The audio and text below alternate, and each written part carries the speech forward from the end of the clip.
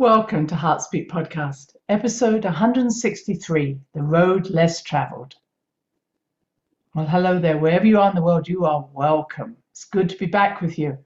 And I hope you're not experiencing too much stress as we move towards this partial lunar eclipse on the 19th of November, where the moon is in Taurus, the sun is in Scorpio, and it's intensified by Mars and Uranus also being part of this game, part of the pressure that's building. And I'm going to be talking about how we can work with this energy and how to maybe de-stress ourselves. And at the end of the podcast, I'll be offering a short meditation. So be ready. So why did I call it The Road Less Travelled? Well, I took the title from Scott Peck's book, written in 1978, where he, as a psychiatrist, described the different phases of our life and that things basically can be difficult, but once we accept they can be difficult, we actually don't find them so difficult. And I think that was a very good statement. And for my part, it isn't so much about it being difficult. Maybe sometimes the choices are difficult, but once you make the choice and you follow your heart, however rough the road may be, you know you're on the right path. Yes? And it came to mind because last week I decided to drive out to Mount Taylor, which is about 2.5 hours from our home. And it's seen as one of the sacred mountains of the Navajo. It's seen as the mountain in the south. It's called the Blue Mountain, the Turquoise Mountain. And it has a lot to do with making decisions. The warriors would go there to make plans, to fire themselves up to make the right decisions. And maybe that's why I was drawn to go there.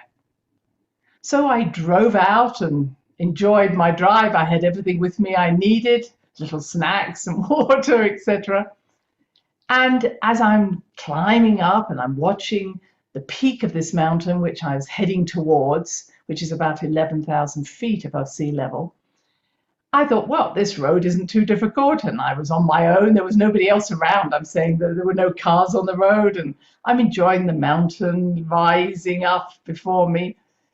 And then I came to the dirt road, and I thought, dirt road? I can do a dirt road. This is easy. And then I came to the ridges and the potholes in the dirt road, and I went, I can do ridges. I can do potholes. And I'm swaying around, just moving the car so I don't fall into any of those potholes. And then I come to a place where I see boulders in the road. And there was a point where I said, I don't know if I can take my car over these, maybe they weren't boulders, but they were large rocks in the road. And the road had become much more narrow. It was only now one lane. And there was a sharp drop off into the valley below. So I didn't have so much swivel room anymore.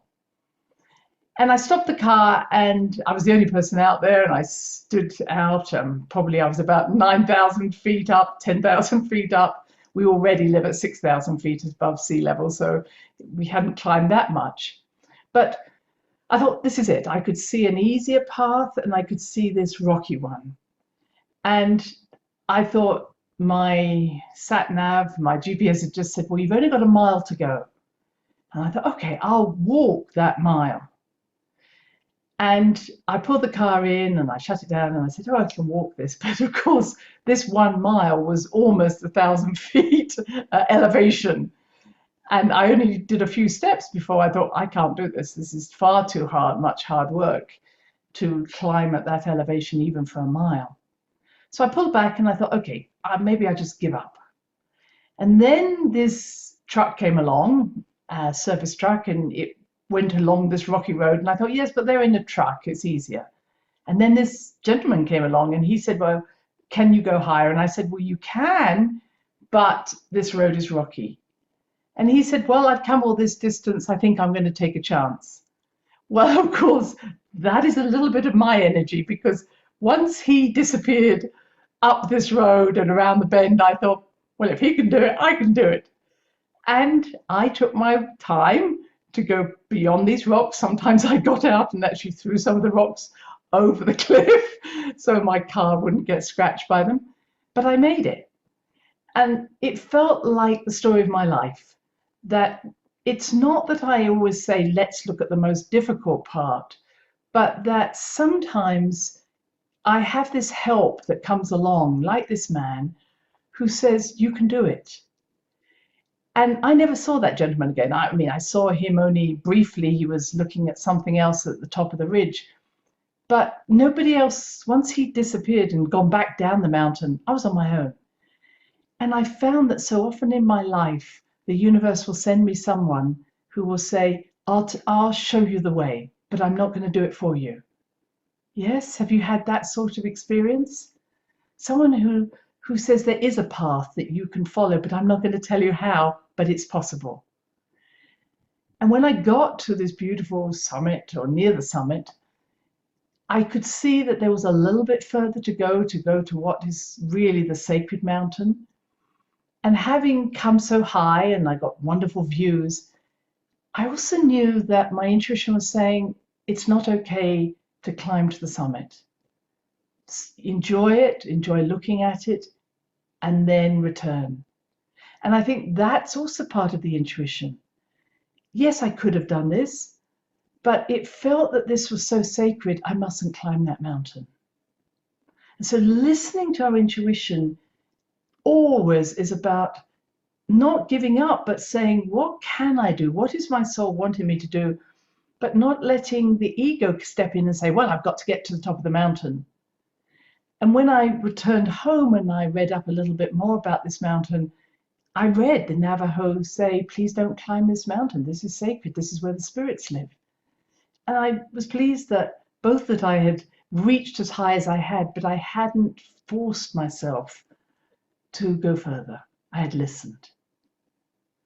And I really felt that that was the theme of this podcast. What decisions have you made that might have been a bit more tricky, a bit more rocky, that you knew you were needing to take, and they were going to stretch you, and they may have stressed you, and maybe someone had come along like a mentor and said, you can do it.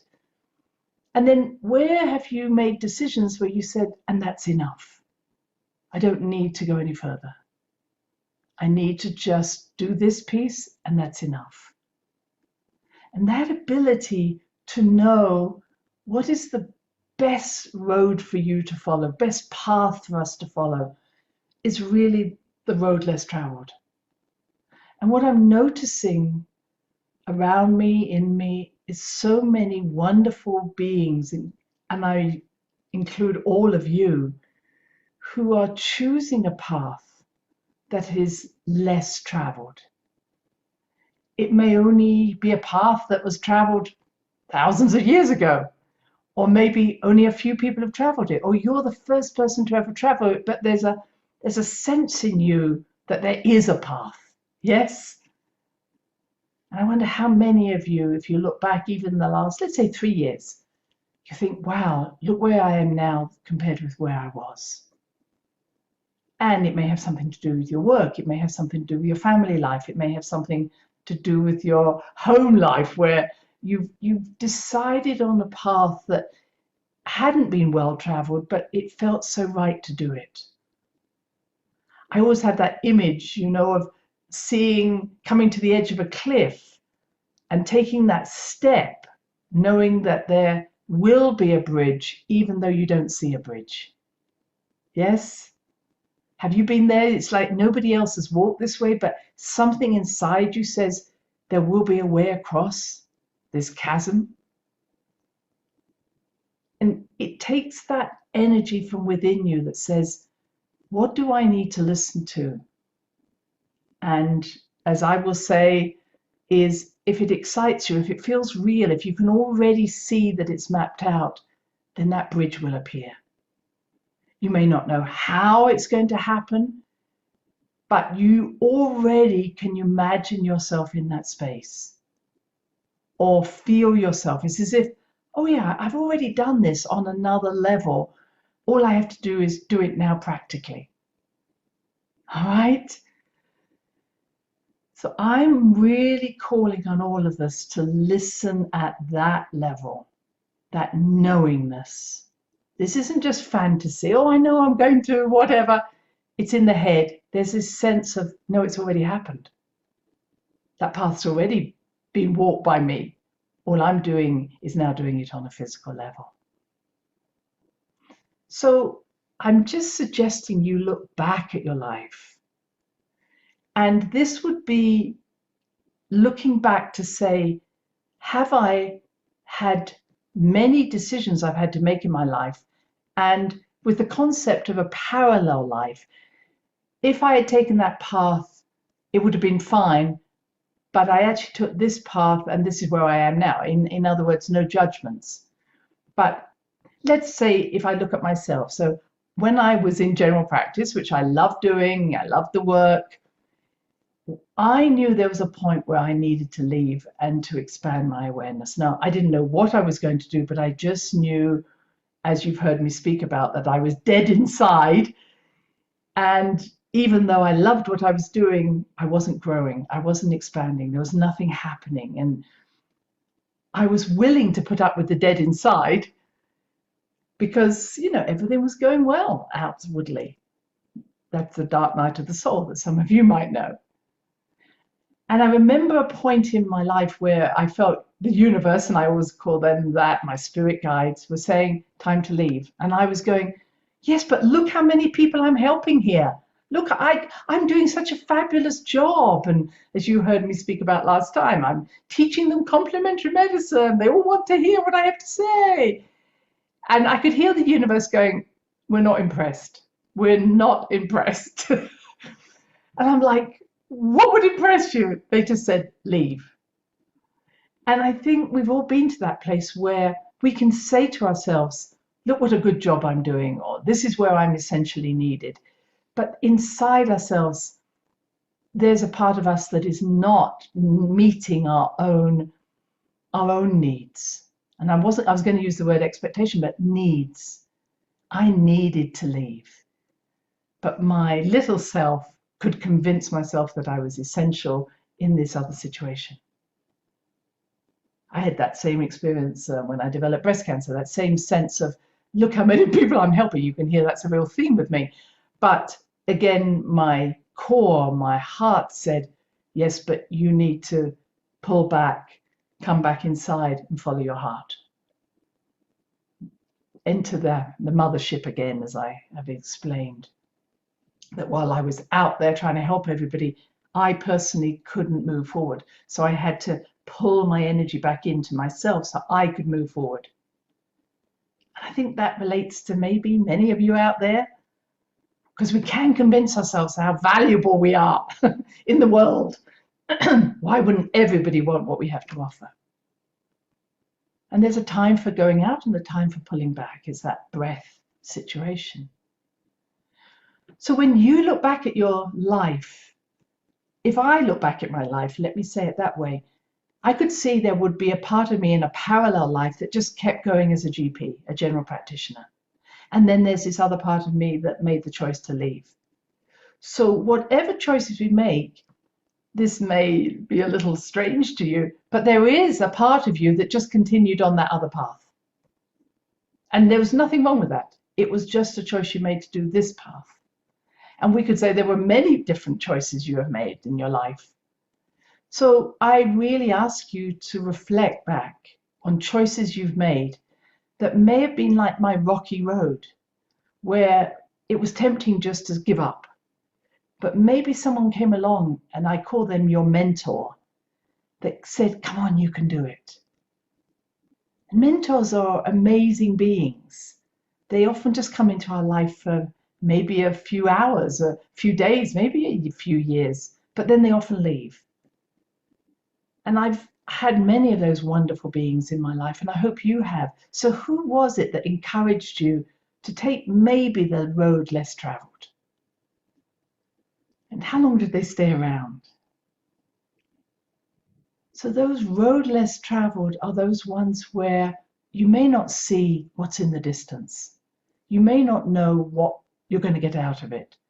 But there's a sense of excitement, a sense of thrill, there's a sense of fulfillment, even though you personally have not achieved or walked that path in your mind before, but your soul has walked that path.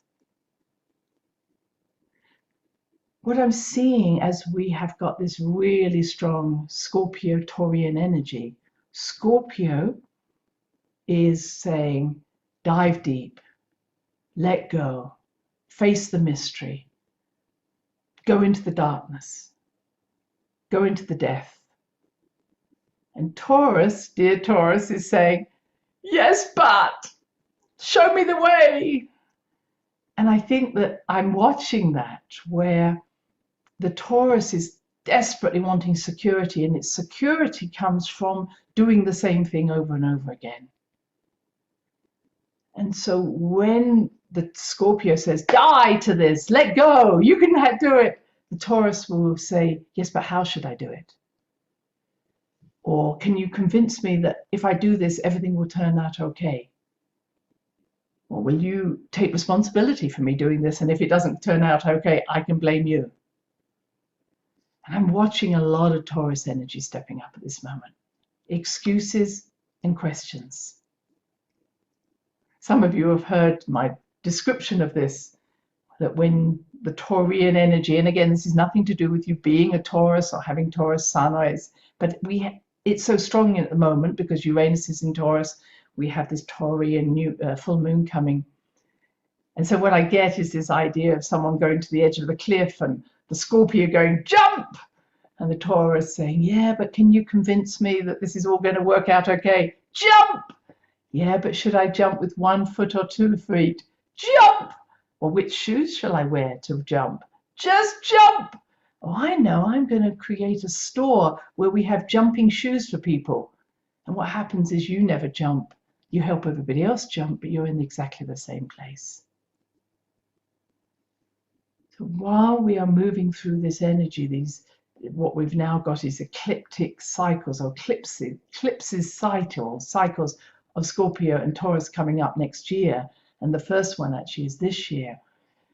We're going to see this need to make change and this resistance to make change. And I'm listening to others like myself who have got Aquarian energy. Aquarian energy isn't involved with emotionality. It's involved with seeing what's happening, being the visionary, having the image that this is going to work. And I'm watching as you may present your ideas to those who have more Taurian energy, and they're coming up with all sorts of excuses as why this isn't going to happen. It's going to cost money. We're going to have to make changes. You don't understand. Well, if you can explain it fully to me, then I'll do what you're saying. Yes. And I'm seeing the frustration in anybody who's got Aquarian energy to say, just do it. I can't guarantee how it will come out for you, but at least you'll have made the change.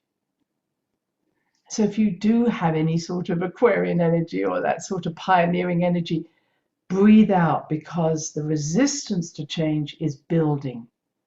The resistance to letting go of the old is building. And it's going to get stronger and stronger. So whether you wish to just present your case to someone and then walk away, or whether you just don't bother to present your case, walk away, but it's not for us or for anybody else to persuade someone why they need to change. No coercion. It's literally, I will be the one who makes a change. If you wish to follow, you may.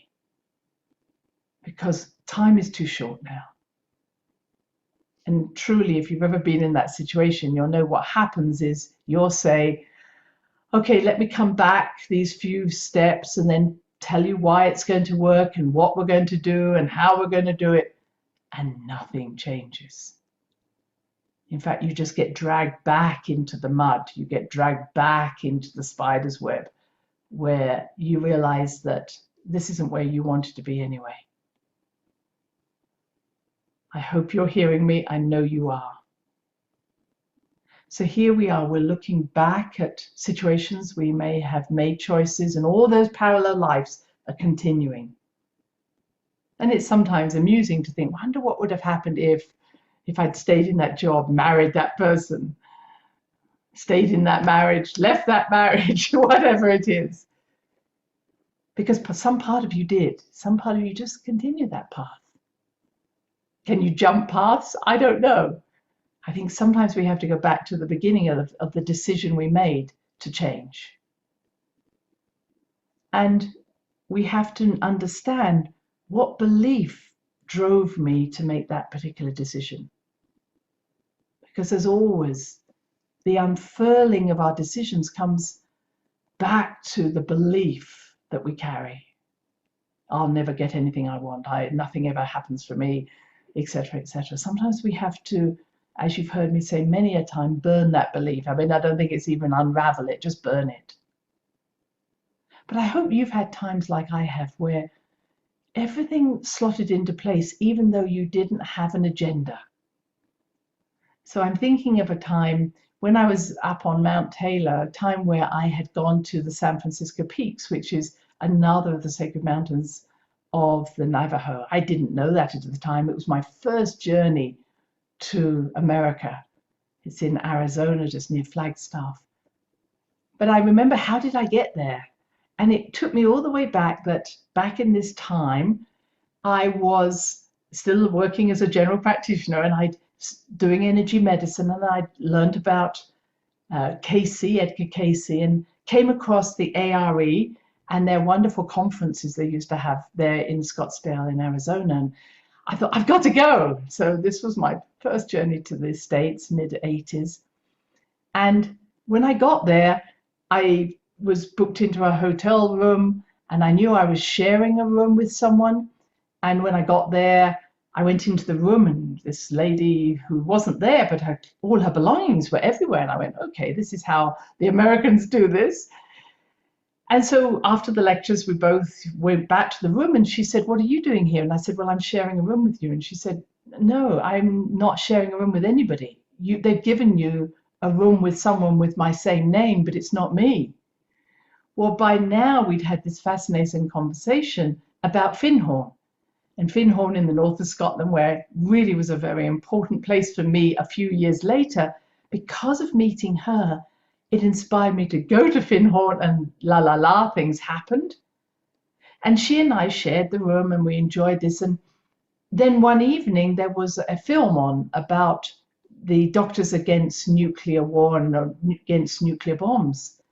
And I went there and was so inspired by the meeting at that time between the American doctors and the Soviet doctors that I immediately went home and signed up.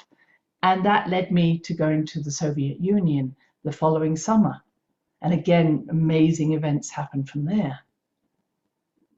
And so I wonder with you whether you think of those moments. What was my decision to maybe read a book about Edgar Cayce that took me there. And it was my decision to travel the road that few people were traveling on at that time.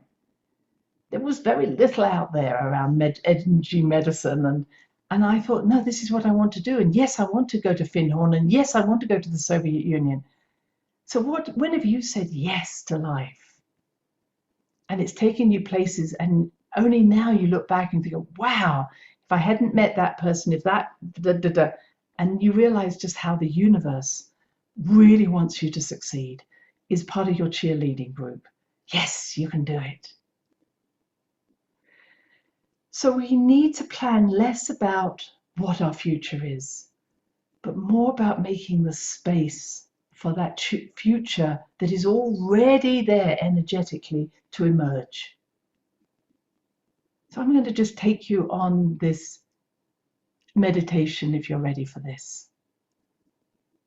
So again, only if it's convenient for you to close your eyes, please to close your eyes. Short breath in, long out breath, breathing down into your body.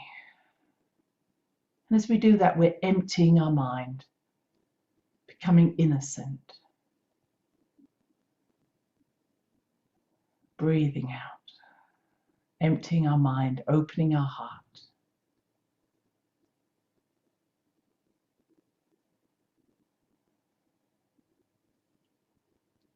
And let your awareness enter your heart chakra, breathing in and out of it.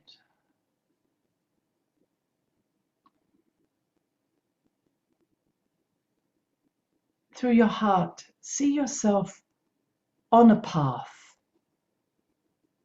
But when you look back, there are many paths leading to this one spot.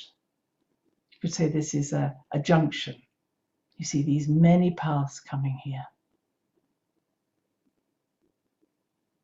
And when you look back, you see all the choices you've made. Many of them may be very complex in terms of one led to another. But maybe you look back to your teenage years, decisions you might have made then that caused you to be where you are now, or would have gone in another direction. Decisions you made in your 20s. It all depends on how old you are when you're listening to me. Decisions you may have made in your 30s, your 40s.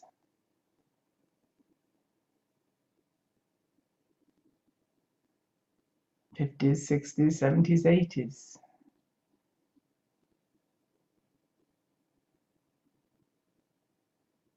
But without confusing you, we all know what our major decisions have been.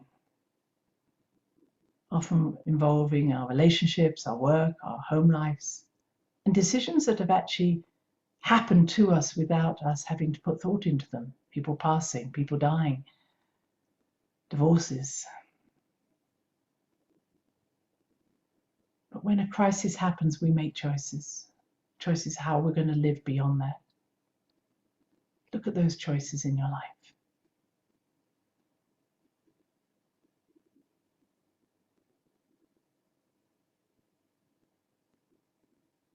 Look at the times, especially when you have walked a path that nobody has walked before, or very few have.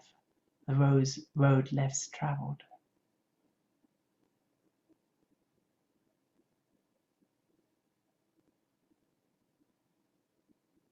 Look at what would have happened if you'd just stayed on the easier road, the more common road, the known road.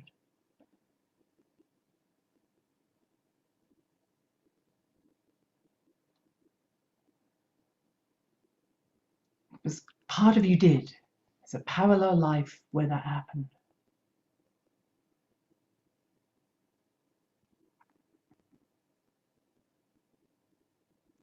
And now you are where you are, at this junction point on this path. And you look ahead and the road is less clear. Because for once, we're not looking in a linear pattern. There's the past, there's the future. I'm suggesting to you that this is an opportunity to actually go vertically up. I'm having to use terms like that, but I don't want it to be a linear, horizontal journey we're going to take now. Because I'm going to suggest that an opening has appeared above you. And it kind of surprises you. Because we're all used to the past and the future, but we're not so used to what we might call ascension, the ability to expand ourselves. And this is the choice we're being given now. It isn't to just keep doing the same thing and hoping for a different result. It's about doing something completely different.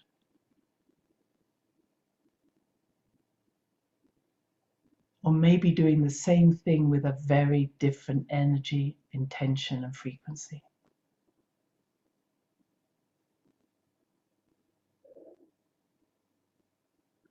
So what baggage, what beliefs would you have to leave behind to be able to ascend?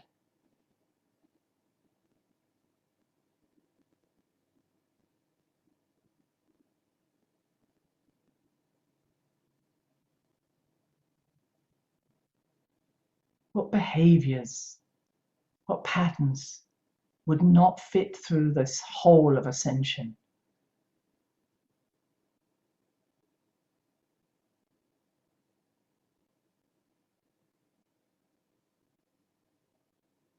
What would you have to believe about yourself that would allow you to pass through this hole?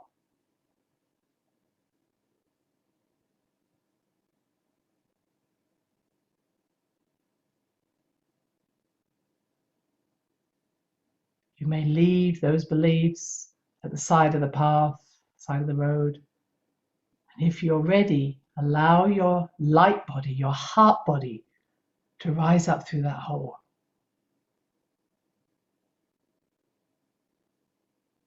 Feel the lightness of your body as you do this.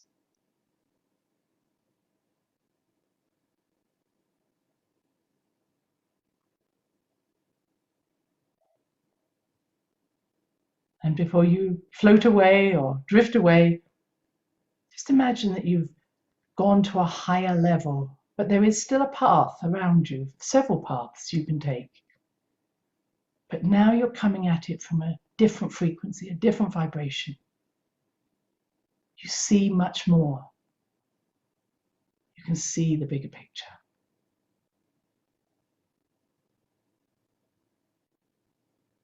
So at a later date, you can take a choice which new path you take. What's most essential is this ascension, this rising up beyond our littleness, beyond our limited viewpoint, and expanding into our light body. And recognize those who may never choose to do that, who just want transformation to be something about patching up the old and keeping it the same.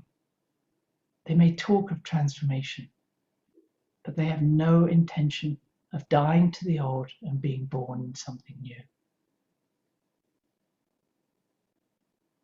Recognize that that's not your path.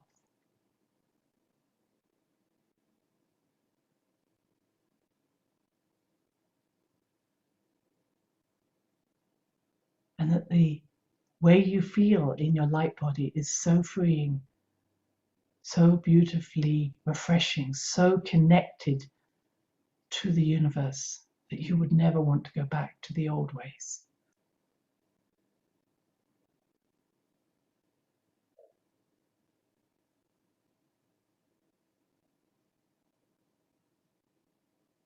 Now imagine that I am offering you a crystal, a gem,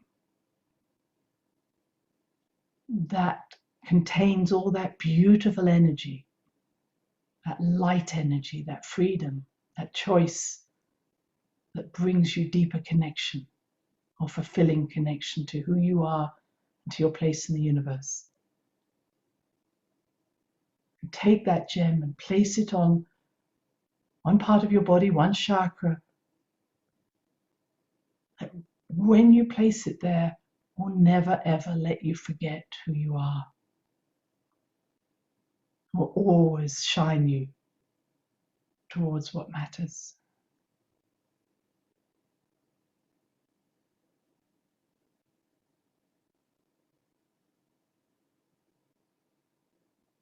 And having done that, please to just gently be aware of yourself now in the room where you are.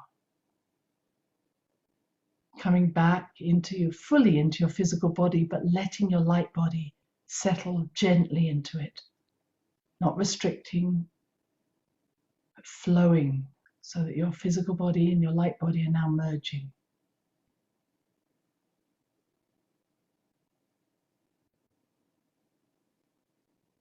And in your own time to open your eyes.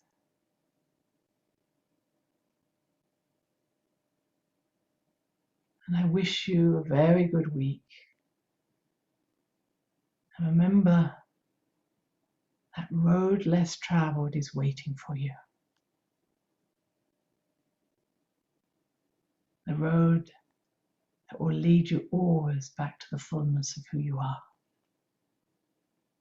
Many blessings now. Bye-bye. Thanks for listening to the Heart Speak podcast with Dr. Christine Page. Please check out all Heart Speak episodes in the podcast archive section on www.christinepage.com. HeartSpeak is also available on iTunes, Spotify, Google Podcasts, Stitcher Radio, and now playing on Amazon Music and iHeart Radio. You can also watch the archive podcast on Christine's channel, on YouTube, and now on Rumble. Connect with Christine on Instagram, LinkedIn, and Facebook, including her newest Facebook group, The Great Mother Calling. Do share with family, friends, colleagues. Join us next time for another edition of HeartSpeak.